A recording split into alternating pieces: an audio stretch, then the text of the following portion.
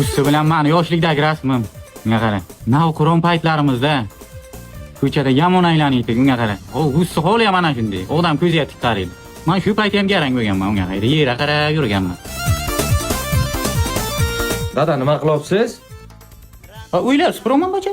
Ha, shu uchun mana pilisos olib kelganman-ku, men jirobda supurish shart emas, mana pilisos bosongina. Bizlar paytda jirob bilan supuraydi-da. O'rganib qolibman. Dada, sizlar paytlaringizda biznes ochish uchun nimalar qilish kerak bo'yi?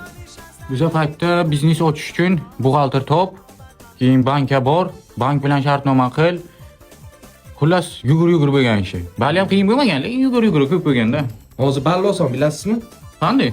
Hozirda Paynet ilovasida xolis funksiyasi orqali Face ID bilan atigi 10 daqiqada biznes yatita ochishingiz mumkin. Ro'yxatdan o'tish to'liq onlayn, elektron imzoingiz bo'lsa bo'ldi. Davlat organlariga borish va buxgaltersiz. Ro'yxatdan o'tganingizdan keyin sizga biznes hamma ochiladi dedi. To'lovlar 0% komissiya bilan qabul qilasiz. Undan tashqari har bitta operatsiya uchun 0.1% cashback ham beradi. Soliqlar, hujjatlar va hisobotlar avtomatlashtirilgan. Barchasini Paynet ilovasini o'zi yuritadi. 1-yanvardan yatita uchun soliqlar 1% bo'ladi dedi. Undan tashqari biznes hamyon, karta va bank o'rtasidagi to'lovlar xolis orqali hammasi amalga oshiriladi. Barcha ma'lumotlaringizda shaxsiy kabinetda saqlanadi. Qanday zo'rmi?